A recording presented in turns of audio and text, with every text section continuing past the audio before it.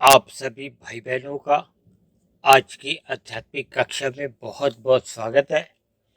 आज की चर्चा का विषय है जानना, मानना, उपासना। इन सभी तीनों शब्दों के बीच में मैंने एक एक तीर का निशान दिखाया कि कैसे कैसे हमने आगे बढ़ना है। और इसी के नीचे हमने लिखा है 1, 2, 3। इसमें भी एक क्रम है। ये तो एक साधारण सी ही बात है, क्योंकि जैसे हम सभी अपने बच्चों को स्कूल में भेजते हैं तो बच्चे स्कूल में पहली कक्षा में जाते हैं, फिर वो वहां से उत्तीर्ण होते हैं तभी दूसरी कक्षा में जाते हैं ना। और दूसरी कक्षा में भी जब उत्तीर्ण हो जाते हैं, पास हो जाते हैं, तो फिर उनको तीसरी कक्षा में भेज दिया जाता है। तो ये एक क्रम है। इसलिए मैंने 1, 2, 3 के बीच में जो एक तीर के निशान दिखाए ना, चिन्ह दिखाए हैं, बढ़ने के संकेत दिखाए, और उसी के नीचे ही एक शब्द, दो शब्द लिखे हैं, एक क्रम, यानी कि इनका एक क्रम है। जैसे हम पहले तीसरी कक्षा में नहीं जाते और दूसरी कक्षा में पहले नहीं जाते, यानी कि एक क्रम बना हुआ है। जैसे सीढ़ी के भी एक डंडे होते हैं, हम सीढ़ी चढ़ते हैं ऊंचाइयों के लिए तो पहले अपना पाँव रखते हैं पहले डंडे पे, फिर दूसरे, तीसरे। एकदम तो हम 10वें डंडे पे पाँव नहीं रखते, रख भी नहीं सकते। देखिए, कुछ बातें होती हैं जिनको दृष्टांत के रूप में हम स्वीकार करते हैं, ताकि हमारी आपकी चर्चा को आगे गति मिले, बात आपके हमारे हृदय में छू जाए, बात हमें तर्कपूर्वक समझ में आ जाए। देखिए, परमात्मा को हमने यथार्थ रूप में जानना, जैसा कि आप सभी भाई बहन इस बात से तो परिचित ही हैं कि हमारा ये जो चैनल है, ये आध्यात्मिक ज्ञानात्मक चैनल है। इस आध्यात्मिक ज्ञानात्मक चैनल में हम जितनी भी वीडियो बनाते हैं, जितने भी वीडियो अपलोड करते हैं, ये पहली बात तो ये सभी वीडियो ब्रह्म मुहूर्त में ही बनती है, जो कि प्रकृति का एक शुद्धतम समय माना जाता है। क्योंकि प्रकृति में देखिए 3 गुण है, तमोगुण, रजोगुण और सतोगुण। और शास्त्रों में तो कहा गया कि तमोगुण से 10 गुना अच्छा रजोगुण है, रजोगुण से भी 10 गुना अच्छा सतोगुण है। इसी बात को आधार में लेते हुए मैंने परमात्मा को विशुद्ध सत्वगुण कहा है, यानी कि परमात्मा इन सत्वगुण से भी 10 गुना और अच्छा है। क्योंकि शास्त्रों का जब हम सूक्ष्म अध्ययन करते हैं तो हम पाते हैं कि ये जो प्रकृति का सत्वगुण है, इसको मलिन सत्वगुण कहा जाता है, जबकि एक साधारण बोलचाल में ऐसा शब्द इस्तेमाल नहीं होता। ये तो देखिए, जब सूक्ष्म ज्ञान में हम चले जाते हैं तब ये शब्द मलिन सत्वगुण कहा जाता है। अन्यथा मेरी चर्चाओं में भी देखिए, एक साधारण बोलचाल में हम सतोगुण ही कहते हैं। जैसे कि हम कहते हैं कि रजोगुण से 10 गुना अच्छा सतोगुण है। फिर हम आगे बढ़ते हैं कि सतोगुण से भी 10 गुना अच्छा विशुद्ध सतोगुण है। जैसे शुद्ध घी होता है, उसमें मिलावट नहीं होती, यानी कि जब हम सतोगुण कहते हैं तो उसमें रजोगुण गौण स्थिति में होता है, तमोगुण अति गौण की स्थिति में होता है। जब हम रजोगुण कहते हैं तो तमोगुण गौण की स्थिति में होता है और सतोगुण अति गौण की स्थिति में रहता है। और जब हम कहते हैं तमोगुण, तो तमोगुण प्रधान स्थिति में होता है, रजोगुण गौण स्थिति में होता है और सतोगुण अति गौण की स्थिति में रहता है।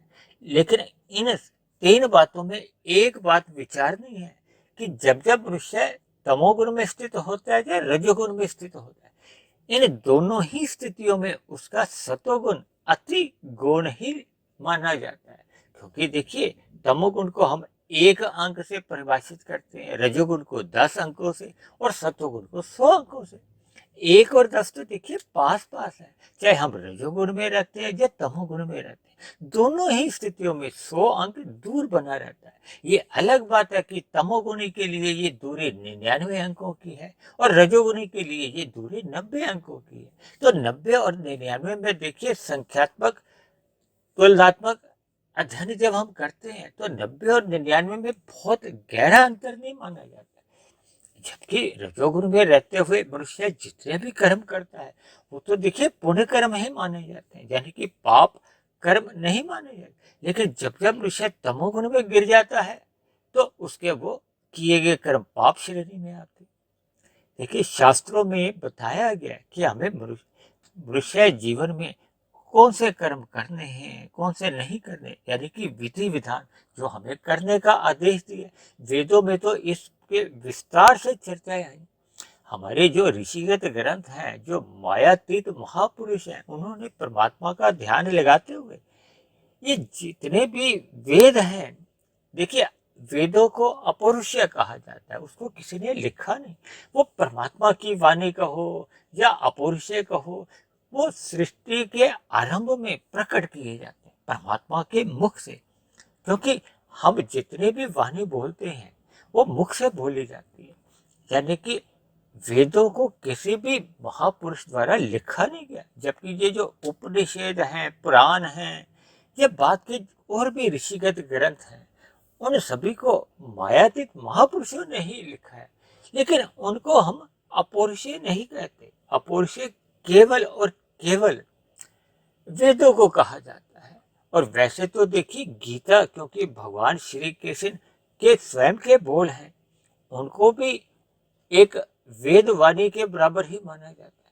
क्योंकि हमारे आपके बोले तो देखिए हम सभी मनुष्य मायाबद्ध होते, और संसार में भी जितने भी सत्संग करते हैं वो भी देखिए अक्सर मायाबद्ध ही कहलाते हैं। क्योंकि हम परमात्मा का ज्ञान जितनी भी अपने जुबान से करते हैं, अपने विचारों को एक दिशा देते हैं। देखिए मैं भी जो आध्यात्मिक ज्ञानात्मक चैनल पे जो अब तक लगभग 600 वीडियो मैंने बनाई हैं, ये भले ही परमात्मा का, मतलब भगवान का, आत्मा का, इन दो चेतन तत्वों पर, या प्रकृति के 3 गुण तमोगुण, रजोगुण और सतोगुण, और इन्हीं 3 गुणों से जो आपके हमारे 3 शरीर बने हुए हैं, स्थूल शरीर, सूक्ष्म शरीर और कारण शरीर, इन सभी तत्वों पे मैं जितनी भी चर्चा करता हूँ, देखिए मैंने भी महापुरुषों का सत्संग किया है, शास्त्रों का अध्ययन किया है, और इन सभी बातों को ब्रह्म मुहूर्त में बहुत लंबे काल से इस पर चिंतन किया है, शोध किया है। तो परमात्मा की प्रेरणा से जैसी जैसी बात मुझे समझ में आई है, मैं उन सभी बातों को वर्तमान जीवन में, आपके हमारे जीवन में जैसी जैसी परिस्थितियां घटती हैं, तो उन सभी परिस्थितियों को ध्यान में रखते हुए मैं सरल शब्दों में एक वीडियो का नाम देकर शास्त्रों की सैद्धांतिक बातों पे ही चर्चा करता हूँ। देखिए जहाँ कहीं अगर मैं कोई अपना व्यक्तिगत विचार भी दे देता हूँ, तो वहाँ मैं स्पष्टीकरण दे देता हूँ कि ये मेरा एक व्यक्तिगत विचार है। देखिए हम सभी भाई बहन मायाबद्ध है, हमसे भी त्रुटि हो सकती है। लेकिन जैसे जैसे हम इन परमात्मा के विषयों पर चर्चा करते हैं, तो परमात्मा की भी देखिए एक जिम्मेदारी बढ़ जाती है। क्योंकि जब हम शास्त्रों की बातें करते हैं, तो परमात्मा भी ऐसी प्रेरणा देते हैं, ऐसे ऐसे अंदर से शिक्षा देते हैं, ज्ञान देते हैं, कि इन सभी बातों को हम एक सरल दृष्टिकोण से पेश कर सकें या इन पर चर्चा कर सके। यानी कि परमात्मा स्वयं ही इन सभी बातों को ध्यान में रखते हैं, और त्रुटि होने की संभावना कम रह जाती है। लेकिन फिर भी देखिए मैं जितनी भी बातें आपको समझाता हूँ, मैं सभी भाई बहनों से अक्सर विनती करता हूँ कि मेरी कही गई बातों को भी आप तर्कपूर्वक बुद्धि की तराजू से सदा तोलते रहिए। जहाँ जहाँ आपको मेरी कही गई बातें तर्क संगत सही नहीं लगती हो, यानी आपकी बुद्धि की तराजू पे कहीं भी वो आधी अधूरी लगती हो, तो नीचे हमारे वीडियो के नीचे जो कमेंट्स बॉक्स बना होता है, आप उस पर अपने प्रश्न लिख सकते हो, अपने विचार लिख सकते हो, अपने सुझाव लिख सकते हैं, और अपनी शिकायत या आपत्ति भी लिख सकते हो। क्योंकि देखिए मतभेद होना कोई गलत बात नहीं, क्योंकि परमात्मा का मत और हमारा आपके मत में बहुत फर्क है। परमात्मा का मत का मतलब एक सिद्धांत है, और सिद्धांत का कभी भी खंडन नहीं होता। देखिए आध्यात्मिक चर्चाओं में जितने भी सैद्धांतिक बातें आती हैं, उनका कभी भी किसी भी काल में ना कभी खंडन हुआ है, ना ही होगा। लेकिन हम जितने भी अपनी बातें रखते हैं, इनमें देखिए मतभेद हो सकता है। हम सभी एक अल्पज्ञ मनुष्य कहलाते हैं, जबकि परमात्मा तो देखिए सर्वज्ञ है। परमात्मा तो सब कुछ जानते हैं, और परमात्मा क्योंकि सर्वशक्तिशाली एक सत्ता है, परमात्मा के साथ परम शब्द जुड़ा हुआ है। हम सभी तो देखिए एक आत्मा है, आत्मा तो अनंत है। इसलिए मैंने एक चर्चा इस प्रकार भी की थी, हम सभी आत्माओं का अलग अलग आधार नंबर है। जैसे भारत सरकार ने हम सभी मनुष्यों को एक एक आधार नंबर दिए, यानी कि हम सभी मनुष्यों के अपने अपने खाते चलते हैं, हम सभी के आधार नंबर है या कर्मों के नंबर कह लो। उसमें आपके हमारे द्वारा किए गए सभी कर्म लिखे जाते हैं। आपका हमारा कर्माशय कारण शरीर में बनता है, फिर वैसे वैसे संस्कार बनते हैं। हालांकि आज हमारा देखिए विषय नहीं, आज हमारा विषय केवल जानना, मानना और उपासना से संबंधित ही है। ये तो बीच में जैसे जैसे देखिए कुछ बातें कभी आ जाती हैं तो उन पर भी हम गौण चर्चा कर लेते हैं, क्योंकि अन्यथा एक नए जितने भी श्रोता होते हैं उनको कभी कभी बात समझने में फिर मुश्किल सी आ जाती है।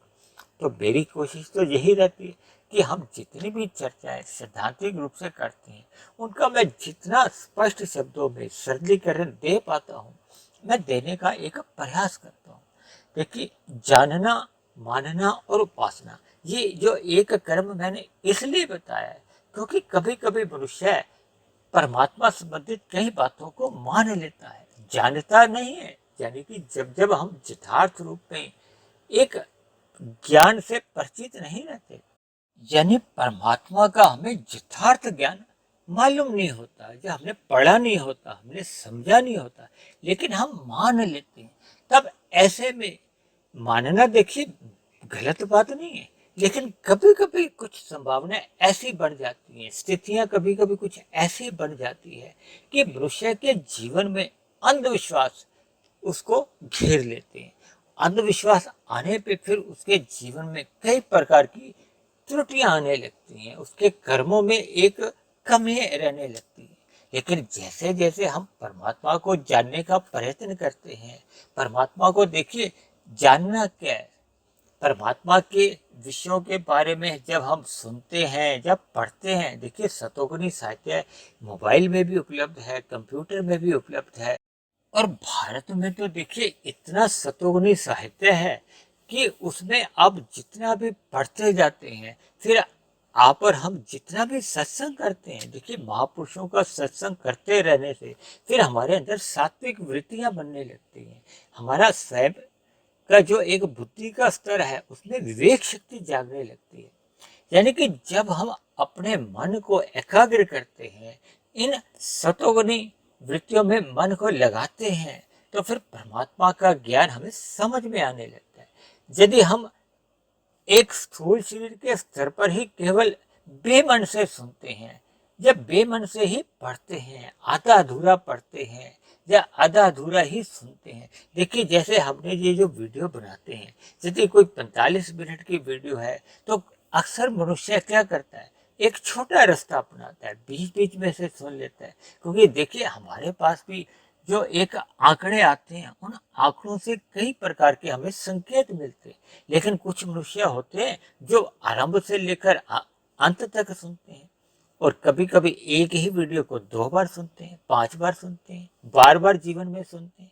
देखिए ये सुनना जितना अधिक होता है, ये जितना अधिक पढ़ना होता है, तो फिर सुने गए शब्दों के या पढ़े गए शब्दों के हमें भावार्थ समझ में आने लगते हैं।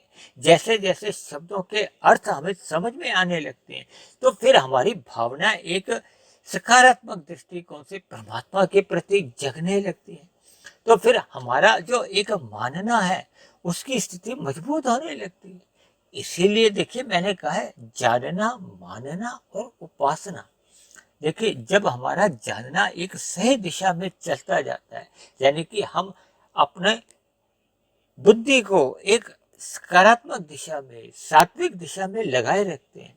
देखिए बुद्धि आपकी हमारी सात्विक भी होती है, राजसी भी होती है, तामसी भी होती है। तामसी बुद्धि होने पे ही हम अन्य जीवों के साथ छल कपट, ठगी, हेरा फेरी करते हैं, और राजसी बुद्धि होने पे हम विषय भोगों के लिए परिश्रम करते हैं, नए नए आविष्कार करते हैं, विभिन्न प्रकार से अपने सुख सुविधा में एक विविधता लाते हैं, उसी में ही हम अधिक ध्यान लगाते हैं, अलग अलग स्वाद के उपकरण बनाते हैं। ये सभी देखिए एक राजसी बुद्धि का परिणाम होता है। लेकिन जब जब हमारा इन विषय भोगों के प्रति राग नहीं होता, केवल परमात्मा को जानने की एक इच्छा होती है, फिर ये इच्छा ही जिज्ञासा बन जाती है। जब ये आपके हमारे अंदर जिज्ञासा बन जाती है तो फिर हम परमात्मा के लिए ही अपने जीवन को लगाते हैं। हम फिर ब्रह्म मुहूर्त में उठना आरंभ कर देते हैं। देखिए, प्रकृति के 3 गुण हैं, तमोगुण, रजोगुण और सतोगुण। इसी तरह तमोगुण की भी 3 स्थितियां होती हैं। एक वो गुजरे हुए रजोगुण से प्रभावित होता है, एक आने वाले सतोगुण से प्रभावित होता है। लेकिन क्योंकि हम तो आज ज्ञान की चर्चा कर रहे हैं, इसलिए हमें रजोगुण और तमोगुण में नहीं, हमें तो केवल सतोगुण की ही चर्चा को एक दिशा देनी। तो फिर सतोगुण भी 3 प्रकार का होता है। एक तमोगुण से प्रभावित होता है, उसमें हमारा सतोगुण कुछ कमजोर होता है, क्योंकि तमोगुण गुजरा हुआ जो होता है वो तमोगुण होता है, उससे थोड़ा प्रभावित होता है। और एक सतोगुण हमारा रजोगुण, आने वाले रजोगुण से प्रभावित होता है, तो फिर हमारा सतोगुण कमजोर होने लगता है। लेकिन एक बीच की ऐसी अवस्था आती है जिसको ब्रह्म मुहूर्त कहा जाता है। ये सूर्य निकलने से पूर्व के जो 2 घंटे 40 मिनट है। देखिए, 24 घंटे का दिन है, 3 गुण है, तो लगभग 8-8 घंटे तीनों गुणों के हिस्से में आ जाते हैं। और क्योंकि सभी गुणों की 3-3 स्थितियां होती हैं, इसलिए 8 घंटे के अगर आप गुना करके 60 मिनट से मिनट बनाते हो, फिर 3 से भाग देते हो, तो 2 घंटे 40 मिनट का समय आ जाता है, यानी कि 160 मिनट का समय आ जाता है। देखिए, ये सभी स्थितियां जितना जितना हमारे एक परमात्मा के प्रति रुचि बनती जाती है, जिज्ञासा तीव्र होती जाती है, फिर तभी तभी ये स्थितियां हमें अच्छी लगती हैं, हम इसके लिए समय लगाते हैं। अन्यथा देखिए, मनुष्य एक वीडियो को एक बीच बीच में से जब सुनता है तो उसको सही से ज्ञान हो नहीं पाता। इसलिए मैं अक्सर आप सभी भाई बहनों से भी एक विनती करता रहता हूँ कि देखिए, इन सभी वीडियो को आप ब्रह्म मुहूर्त में ही सुनो, क्योंकि ब्रह्म मुहूर्त में सतोगुण एक उच्चतम अवस्था में होता है, एक सर्वोत्तम अवस्था में होता है, यानी कि प्रकृति की तरफ से कह लो, परमात्मा की तरफ से एक शुद्धतम समय होता है।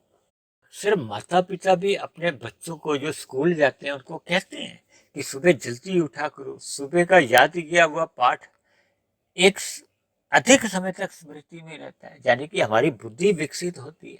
ये सभी बातें हम अपने साधारण व्यवहार में भी बात करते रहते हैं। देखिए, आत्माएं तो अनंत है, हम सभी आत्माएं एक अल्पज्ञ मानी जाती हैं और एक देशीय मानी जाती है। हम यदि यहाँ खड़े हैं या यहाँ हम स्थान घेरते हैं तो अन्य जगह पे हम तो नहीं होते। लेकिन परमात्मा के बारे में तो देखिए, बहुदेशीय कहा जाता है, परमात्मा को सर्वव्यापी सत्ता कहा जाता है। भले ही परमात्मा देखिए सर्वशक्तिशाली सत्ता है, सर्वज्ञ है, सब कुछ जानने वाले हैं, परमात्मा को ही इसलिए पूर्ण कहा जाता है। परमात्मा सर्वव्यापी है, यानी कि कण कण में मौजूद है। इसीलिए परमात्मा आपके हमारे किए गए कर्मों पर न्याय कर सकते हैं। न्याय इसलिए कर पाते हैं क्योंकि परमात्मा सब कुछ जानने वाले हैं। देखिए, भौतिक जगत में जितने भी न्यायालय होते हैं वो तो देखिए सर्वशक्तिशाली भी नहीं होते, सब कुछ जानने वाले यानी सर्वज्ञ भी नहीं होते, सर्वव्यापी भी नहीं होते, क्योंकि वो तो देखिए गुहाओं के आधार पर, तथ्यों के आधार पर या कानूनों में जैसी जैसी व्याख्या की होती है, अपनी विवेक शक्ति को एकाग्र करते हुए वो अपने एक निर्णय देते हैं। तो ऐसे निर्णय में कुछ कभी कभी अपूर्णता भी रह जाती है। देखा, मेरा किसी के प्रति कोई विरोध नहीं है, लेकिन बात को समझाने के लिए। लेकिन परमात्मा के यहाँ तो कहते हैं ना, अंतिम न्याय होता है, जहाँ अंतिम न्याय का मतलब ही है, क्योंकि परमात्मा किसी भी जीव के साथ कोई पक्षपात नहीं करते।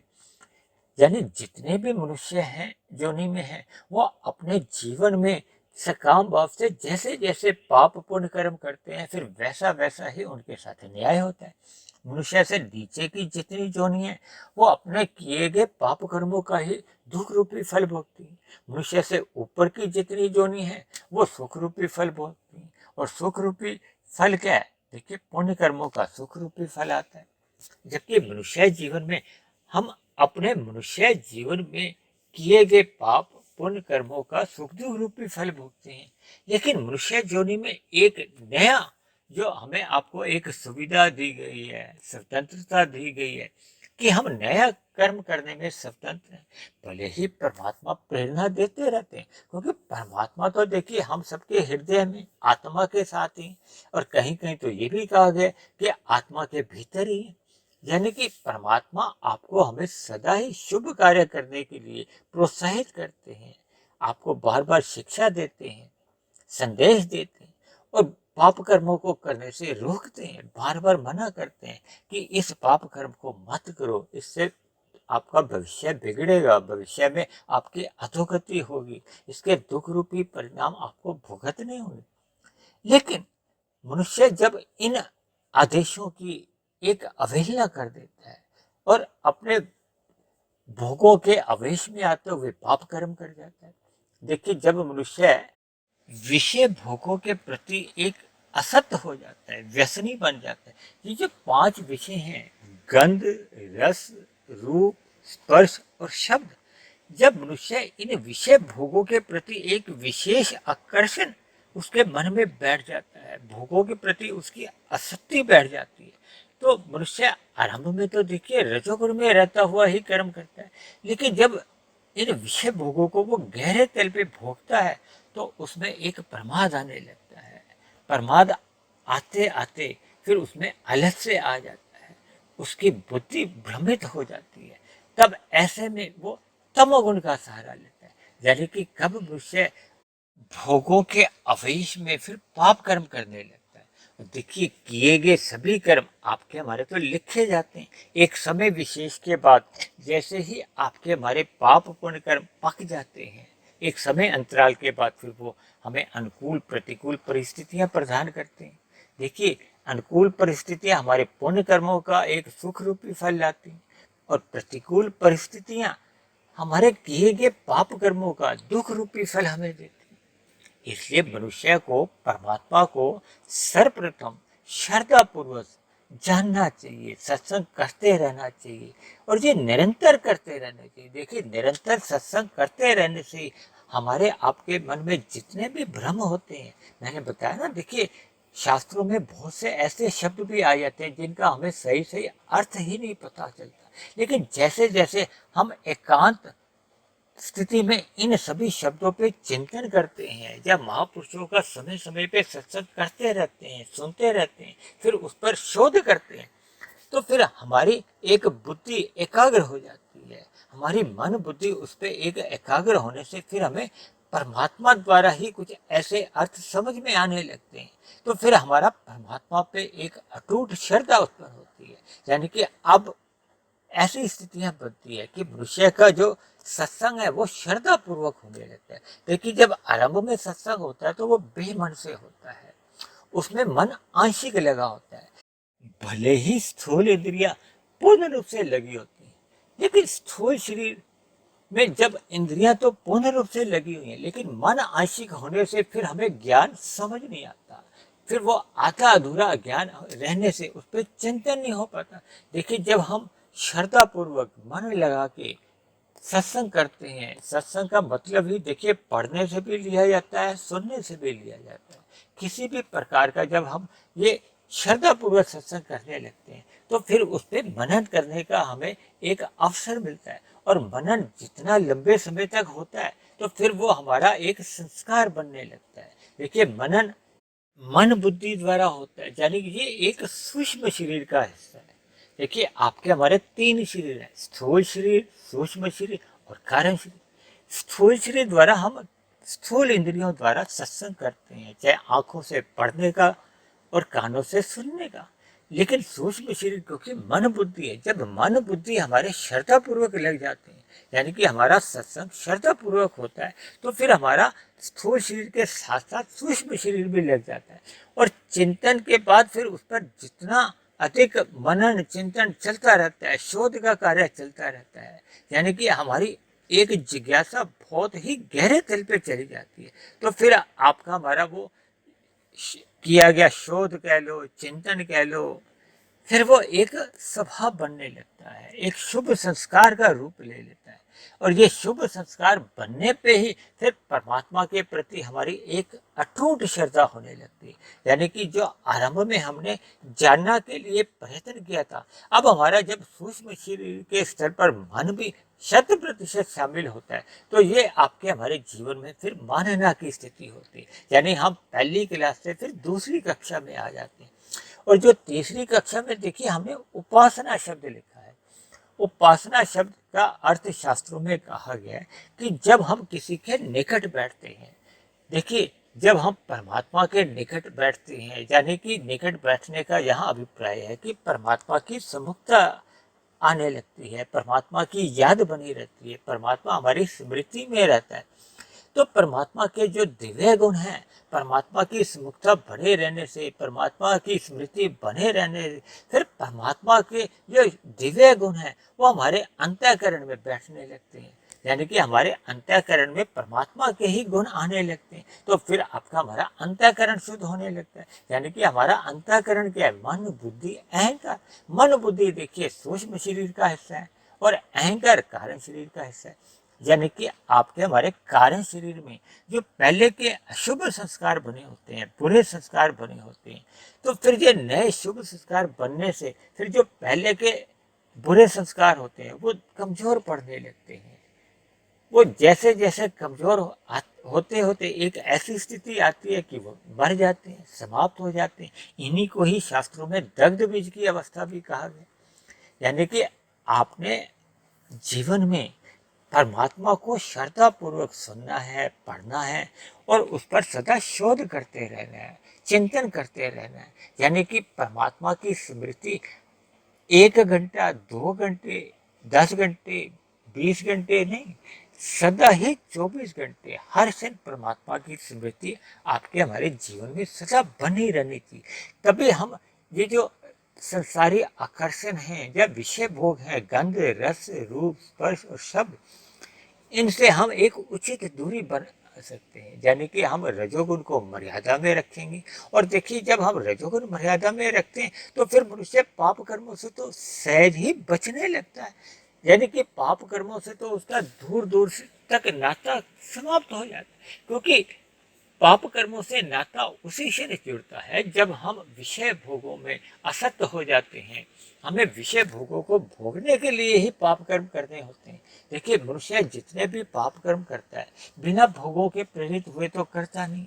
जब हमें अपने प्रारब्ध वश भी जो हमें सुख मिले होते हैं, मनुष्य उनका भी एक मर्यादा में रह के ही उपयोग करता है, वो भोग नहीं करता। तब ऐसी स्थिति में वो नए पाप कर्म करने का तो प्रश्न ही नहीं उठता। वो तो नए अपने क्रियामान कर्मों में भी निष्कामता लाने लगता है। और निष्काम कर्म ही हमारी जो भक्ति को एक दिशा प्रदान करते हैं, एक शक्ति प्रदान करते हैं। देखिए उपासना क्या है? ये एक भक्ति का ही रूप है। अक्सर एक साधारण मनुष्य उपासना को पूजा पाठ से जोड़ देता है। देखिए पूजा पाठ का जो एक आरंभ है वो देवी देवताओं के एक सम्मुख होने का है, कि जब हमारा एक सत्वगुण में हम रहने के अपने आप को स्थित करते हैं। ये इसलिए शास्त्रों में कहा गया है क्योंकि आरंभ में जब हमारी बुद्धि एक निम्न स्तर की होती है, देखिए इसमें बुरा मानने की बात नहीं है। जब जब हम रजोगुण में अधिक लिप्त होते हैं और कभी कभी हम पाप कर्मों में भी लिप्त रहते हैं, यानी कि हम तमोगुण में गिरे होते हैं। क्योंकि अक्सर कहा जाता है कि देखिए पाप कर्म छुड़वाने के लिए पुण्य कर्म करने की सलाह दी जाती है, लेकिन जब पुण्य कर्मों में आदमी एक निपुण हो जाता है तो फिर उसको पुण्य कर्म भी निष्काम भाव से करने की सलाह दी जाती है। यानी कि देखिए ये एक क्रम है, उसमें मनुष्य की एक आध्यात्मिक उन्नति होने लगती है। तभी तो हमने देखिए जानना, मानना और उपासना का एक क्रम बताया। क्योंकि मनुष्य जोनि देखिए कर्म जोनि तो है ही है, साधना जोनि का एक अवसर है। परमात्मा ने तो आपको हमें ये जो मनुष्य जोनि प्रदान की है, परमात्मा ने अपनी ओर से जो अंतिम जोनि प्रदान की है, यानी कि हम इसी मिले हुए मनुष्य जोनि के अवसर का लाभ उठाते हुए इतनी साधना कर ले कि स्थूल शरीर के रहते रहते हमारा सूक्ष्म शरीर और कार्य शरीर समाप्त हो जाए। जब ऐसी स्थिति बन जाती है तो मनुष्य मायातीत हो जाता है। यानी कि स्थूल शरीर के रहते रहते जब हमारा सूक्ष्म और कार्य शरीर समाप्त हो जाते हैं तो फिर कार्य शरीर में जब बुरे संस्कार समाप्त हो जाते हैं, केवल ज्ञान पूर्वक शुभ संस्कार ही रहते हैं, तब ऐसी स्थिति में आपका हमारा जो सूक्ष्म शरीर है वो भी समाप्त हो जाता है। और जब सूक्ष्म शरीर और कारण शरीर दोनों समाप्त होते हैं तो देखिए स्थूल शरीर तो सभी के ही एक समय विशेष के बाद समाप्त होते हैं, क्योंकि आपका हमारा स्थूल शरीर एक सीमित आयु लेके आया है, सांसें लेकर आया है। तो जैसे ही उसकी सांसें समाप्त होती हैं तो फिर मनुष्य मायातीत की स्थिति में आ जाता है, यानी कि वो मोक्ष काल में चले जाता है। तो ये स्थितियां देखिए तभी बन पाती हैं जब मनुष्य एक कर्म में परमात्मा के साथ जुड़ता जाता है। और ये कर्म है जानना, मानना और उपासना। देखिए उपासना में हम जितना गहरे तल पे भक्ति करते जाते हैं, फिर आपके हमारे जो कार्य शरीर में बुरे संस्कार होते हैं वो समाप्त होने लगते हैं। ये जो हम आरंभ में देवी देवताओं की जो पूजा पाठ करते हैं, एक कर्म कांड करते हैं, ये देखिए एक आरंभिक शिक्षा जैसे हम स्कूलों में जाके लेते हैं, ताकि हम रजोगुण में डूबे नहीं, हम सतोगुण में सर्वप्रथम अपने आप को स्थित करने के लिए कहा जाता है। क्योंकि देखिए परमात्मा के 3 स्वरूप बताए गए, निर्गुण निराकार, सगुण निराकार और सगुण साकार। देखिए आरंभ में ये जो सगुण साकार या देवी देवताओं से इसलिए जुड़ने को कहा जाता है कि एक साधारण मनुष्य का जब बुद्धि का स्तर अभी सूक्ष्म नहीं होता तो उसको इन देवी देवताओं की एक विधि विधान द्वारा एक पूजा पाठ करने की एक प्रेरणा दी जाती है, ताकि मनुष्य का रजोगुण एक मर्यादा में रहे, वो इन विषय भोगों में कहो या संसारी आकर्षणों में फिसले नहीं, डूबे नहीं। और जैसे जैसे मनुष्य सत्वगुण में स्थित होने लगता है फिर उसको परमात्मा का ज्ञान विज्ञान समझ में आने लगता है। ये प्रकृति के जो 3 गुण है, तमोगुण, रजोगुण और सतोगुण, इनका ज्ञान विज्ञान समझ में आ जाता है। और आपके हमारे जो 3 शरीर हैं, स्थूल शरीर, सूक्ष्म शरीर और कार्य शरीर, इनका हमें एक भेद समझ आ जाता है। तो फिर आत्मा परमात्मा का ज्ञान भी हमें समझ में आने लगता है। देखिए ये ज्ञान की अलग अलग कड़ियां हैं, स्तर हैं। आरंभ में देखिए मनुष्य को अपने सूक्ष्म शरीर और कारण शरीर का ही नहीं पता होता। देखिए 2 वर्ष पहले जब मैंने स्थूल शरीर, सूक्ष्म शरीर और कारण शरीर पर जो पहली वीडियो बनाई थी, उसके बाद तो देखिए कई वीडियो इस चर्चा पे आ चुकी हैं। लेकिन आरंभ में मेरे पास बहुत से लोगों के प्रश्न आए कि ये कारण शरीर और सूक्ष्म शरीर क्या होता है, यानी कि लोगों ने कारण शरीर का नाम भी पहली बार सुना था। तो कारण शरीर की उनको फिर एक विशेष कोई जानकारी नहीं रहती। लेकिन जब हमें एक यथार्थ ज्ञान नहीं होता तो फिर हमारे जीवन में ये अंधविश्वास बने रहते हैं। देखिए संसार में तो ऐसा भी देखा जाता है, हालांकि ये बातें मुझे संकोच के साथ कहनी पड़ती है, कि लोग फिल्मी स्टारों की भी एक पूजा करने लगते हैं। और कई जगह तो देखिए समाधियों को भी पूजा जाता है। देखिए मेरा किसी से कोई विरोध नहीं, लेकिन ये सभी बातें देखिए हमें ज्ञान के स्तर पर भटकाने लगती हैं। क्योंकि देखिए ये जितने भी धर्म बने हुए हैं ये तो एक अलग अलग विचारधारा है। परमात्मा ने शास्त्रों में केवल मनुष्य जोनि का जिक्र किया, उसको किसी भाषा से या किसी मजहब से या विचारधारा से नहीं जोड़ा। देखिए हम सब मनुष्य जाति के हैं, चाहे कोई मुसलमान है, सिख है, ईसाई है, हिंदू है, इस बात से कोई लेना देना नहीं रहता। क्योंकि हम सभी जन्म मनुष्य जोनि में लेते हैं तो हमारा कोई धर्म नहीं होता। वो तो जिस परिवार में जो जैसे जैसे संस्कार पाता है तो फिर वैसी वैसी प्रवृत्तियां उसकी बनने लगती हैं, स्वभाव बनने लगता है, फिर वैसी वैसी वो धर्मों का आचरण करने लगता है। लेकिन शास्त्रों में तो देखिए मनुष्य जोनि का ही एक वर्णन आता है। और वो अलग बात है कि उसमें देखिए जो 4 वर्ण कहे जाते हैं, ब्राह्मण, क्षत्रिय, वैश्य, शूद्र। और इसीलिए मनुष्यों के लिए देखिए 4 पुरुषार्थ भी कहे गए हैं, धर्म, अर्थ, काम, मोक्ष। यानी कि आपका हमारा जो एक अर्थ और काम है वो धर्मानुसार होना चाहिए। धर्म का क्या मतलब होता है कि जिसमें हमारा भी हित हो और अन्यों का भी हित हो। ये जो मैं अक्सर एक उदाहरण देता हूँ कि ये जो सड़कों पे लाल बत्ती, हरी बत्ती, पीली बत्ती बनाई गई है, ये क्या है कि हम अपने अपने धर्म का पालन करें। हम वाहन चलाते समय लाल हरी बत्ती का एक अनुशासन में रहें, ताकि हमारा भी समय बचे, हमारी भी यात्रा सफल हो और अन्य दिशाओं में जाने वाले मनुष्यों की भी यात्रा सफल हो, उनका भी समय बचे। और जब जब हम धर्म का पालन नहीं करते, यानी कि जब हम इन लाल बत्तियों पे एक सही सही पालन नहीं करते तो वहाँ क्या होता है, अव्यवस्था होने लगती है। तो दोनों सभी का ही एक समय नष्ट होता है, विभिन्न प्रकार की अव्यवस्थाएं उत्पन्न होती है। इसी तरह हम सभी मनुष्यों को अपने अपने जीवन में अपने धर्म का पालन करना चाहिए, अपने कर्तव्यों को निभाना चाहिए, ताकि हम सभी मनुष्यों के एक कल्याण के लिए अवसर भी पैदा करें। हम किसी के लिए कोई एक रुकावट पैदा नहीं करें, किसी को कष्ट नहीं दे, किसी को पीड़ा नहीं दे। जब ये बातें आपके हमारे जीवन में जुड़ जाती हैं तो फिर आपके हमारा अर्थ और काम धर्मानुसार होने लगता है और हमारी फिर आध्यात्मिक उन्नति होने लगती है। आध्यात्मिक उन्नति क्या है, हमें मोक्ष की प्राप्ति की ओर या उस दिशा की ओर हम आगे बढ़ने लगते। लेकिन ये सभी बातें तभी संभव हो पाती हैं जब हम परमात्मा की ओर एक कर्म में आगे बढ़ते हैं, यानी कि जानना, मानना और उपासना। देखिए, उपासना एक अंतिम स्थिति है। जब जब हमारे जीवन में उपासना आरंभ हो जाती है तो फिर ये जो प्रकृति के जो विषय भोग हैं या संसारी जितने भी आकर्षण हैं, ये तो बहुत ही एक निम्न श्रेणी के लगते हैं, क्योंकि परमात्मा का आनंद दुख रहित होता है। क्योंकि आनंद उसी सुख को कहते हैं, या दूसरे अर्थों में परम सुख, जिसमें कि दुख का लेश मात्र भी नहीं होता, उसी को ही एक आनंद की स्थिति कहा जाता है। और जब जब मनुष्य उपासना करता है, भक्ति करता है, तो वो क्रमशः आनंद में ही उसका वास रहता है। देखिए, परमात्मा ने गीता में एक जगह कहा है कि मैं अपने भक्त का जोग क्षम सहन करता हूं। किसी कर्मी के लिए या ज्ञानी के लिए ऐसा शब्द नहीं है, केवल भक्त के लिए। भक्त का मतलब ये है जो परमात्मा की उपासना में, भक्ति में अपने आप को स्थित कर लेता है।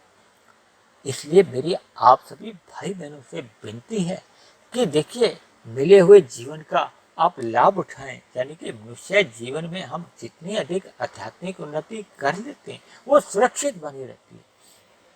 और ये भौतिक उन्नति हम अपने जीवन में भले ही धर्मानुसार भी करते हैं, ये मरने के साथ ही समाप्त हो जाती है।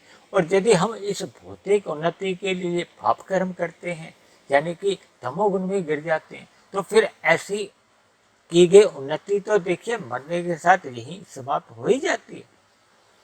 लेकिन उस उन्नति के लिए, उन्नति तो देखिए मैं नहीं कहूँगा, यानी कि उस तामसी वृत्तियों के कारण जो हमने पाप कर्म किए थे, सुख सुविधा स्वाद या मान सम्मान सत्ता आदि विषयों की प्राप्ति के लिए, तो ऐसे किए गए पाप कर्मों का हमें भविष्य में एक दुख रूपी फल भोगना होता है। देखिए, मनुष्य जीवन का अवसर तो तभी मिलता है जब हमारे संचित कर्मों में पाप और पुण्य कर्मों की तुल्यता बनी रहती है या पुण्य कर्मों की अधिकता रहती है। लेकिन जब जब मनुष्य तमोगुण में गिर जाता है तो उसके पाप कर्म बढ़ने लगते हैं। तब ऐसी स्थिति में पुण्य कर्मों की न्यूनता रहने लगती है। ऐसी स्थिति बनने पे फिर मनुष्य के मरने के बाद नीचे की योनियों में कहो अधोगति होने की संभावना बढ़ जाती है। क्योंकि मनुष्य जीवन या मनुष्य योनि तो तभी मिलती है जब हमारे संचित कर्मों में पाप और पुण्य कर्मों की तुल्यता रहती है या पुण्य कर्मों की अधिकता रहती है। इसलिए मेरी आप सभी भाई बहनों से विनती है कि मिले हुए जीवन का एक सदुपयोग करते हुए हमें रजोगुण के विषय भोगों से बचना चाहिए और परमात्मा का सत्संग श्रद्धापूर्वक करते रहना चाहिए, ताकि निरंतर सत्संग करते रहने से आपकी हमारी एक दिशा में एक सकारात्मक परिवर्तन आने लगता है। और फिर निरंतर इस सकारात्मक दिशा पे चलते रहने से हमारी दशा में सुधार होने लगता है। दशा में सुधार क्या है कि हमारे कारण शरीर में जो पहले के बुरे संस्कार बने होते हैं वो क्रमशः समाप्त होने लगते हैं और उनके स्थान पे शुभ संस्कार बनने लगते हैं। यानी कि हम यथार्थ ज्ञान से जुड़ने से हम ज्ञान में स्थिति में लौटने लगते हैं, क्योंकि हम सभी आत्माएं स्वभाव से ही चेतन हैं, ज्ञानवान हैं। वो तो प्रकृति के भोगों से जो हमने अनादिकाल से एक भोगों में अधिक लिप्त रहने के कारण ये तमोगुण और रजोगुण का जो मल रूपी आवरण हमारी आत्मा को अचेत कर देता है, जिसके फलस्वरूप हमारी ज्ञान रूपी आत्मा पर विभिन्न प्रकार की अशुद्धियां आ जाती हैं। तो ये सत्संग करते रहने से, सही दिशा में आध्यात्मिक उन्नति होने से फिर ये अशुद्धियां जो पहले के तमोगुण और रजोगुण के कारण आ चुकी थी, ये धीरे धीरे समाप्त होने लगती हैं और हम अरे आत्मा का जो एक मूल स्वरूप होता है वो अपनी मूल स्थिति में आने लगता है। और आत्मा और परमात्मा का तो देखिए एक सजातीय संबंध है। जैसे जैसे वो मूल स्थिति में यानी कि ज्ञान की स्थिति में आने लगती है तो फिर आत्मा का परमात्मा से एक सजातीय संबंध होने के कारण आत्मा का परमात्मा के प्रति एक सहज ही प्रीति के भाव बढ़ते जाते हैं और इतने अधिक बढ़ते जाते हैं कि मनुष्य एक ऐसी स्थिति को प्राप्त कर लेता है जब मनुष्य अपने कारण शरीर से बुरे संस्कार या अज्ञानता के संस्कार दग्ध बीज कर देता है। यानी कि अपने कारण शरीर और फिर कार्य शरीर के साथ साथ ही आपका हमारा सूक्ष्म शरीर समाप्त हो जाता है और स्थूल शरीर की मृत्यु होने पे फिर मनुष्य मायातीत हो जाता है। मोक्ष काल की उसको प्राप्ति होती है और मोक्ष काल में मनुष्य परमात्मा के आनंद में एक लंबे काल के लिए विचरण करता है। तो ऐसी सभी शुभ स्थितियां आपके हमारे जीवन में तभी बन पाती हैं जब हम ये जानना, मानना और उपासना ये एक क्रम में करते हुए अपने मिले हुए जीवन का लाभ उठाते हैं। तो इसलिए हम सभी भाई बहनों को अपना रजोगुण मर्यादा में रखना चाहिए, यानी कि अपने स्थूल शरीर की केवल आवश्यकताओं के लिए ही पुरुषार्थ करना चाहिए और तमोगुण का जो मल रूपी संग है उससे पूर्ण रूप से बचना चाहिए और सतोगुण का अधिक से अधिक संग करना चाहिए, यानी कि हमें ब्रह्म मुहूर्त में उठकर साधना आरंभ कर देनी चाहिए। इन सभी दिशाओं में जब हम एक सकारात्मक कार्य करते हैं या अपने कर्मों को एक दिशा देते हैं तो आपका हमारा जीवन एक सही दिशा में, एक सकारात्मक दिशा में, एक आध्यात्मिक उन्नति के मार्ग पर चलने लगता है। तो ऐसी सभी शुभ स्थितियां हम सभी भाई बहनों के जीवन में भी बने, इन्हीं शुभकामनाओं के साथ आज की चर्चा को अब हम यही विश्राम देते हैं। आज की चर्चा से संबंधित आप किसी भाई बहन का कोई प्रश्न हो, कोई मेरी कही गई बात आपको समझ में नहीं आई हो या मेरी कही गई बातें आपको तर्क संगत आधी अधूरी लगती हो तो आप अपने प्रश्न भी लिख सकते हैं। आप अपना कोई सुझाव या मेरी कही गई बातों पे कोई आपत्ति हो, इन सभी बातों के लिए आप नीचे दिए गए कमेंट्स बॉक्स पर जाकर आप अपने प्रश्न, सुझाव या आपत्ति लिख सकते हैं। और परमात्मा की प्रेरणा से ये जो प्रतिदिन एक वीडियो बनती है ये आपके जीवन में सकारात्मक परिवर्तन लाने में सफल हो रही हो, आपके जीवन में परमात्मा के प्रति एक प्रीति जग गई हो, आपके कर्मों में सुधार आने लगा हो, यानी कि आपकी आध्यात्मिक उन्नति को एक गति मिलने लगी हो, तो मेरी आप सभी भाई बहनों से विनती है कि आप मेरे इस आध्यात्मिक ज्ञानात्मक चैनल सुधीर भाटिया फकीर को स्वयं भी सब्सक्राइब करें व अन्य जिज्ञासु भाई बहनों को भी इस आध्यात्मिक ज्ञानात्मक चैनल से जोड़ने का प्रयास करें ताकि समाज में एक सतोगुणी वातावरण में हम सभी भाई बहनों को अपना अपना जीवन सुखमय बिताने का एक वातावरण मिले, अनुभव हो। तो चर्चा को अब हम यहीं समाप्त करते हैं। कल फिर मिलते हैं एक नए विषय को लेकर, एक नए संदेश के साथ। तब तक आप सभी भाई बहनों का बहुत बहुत धन्यवाद।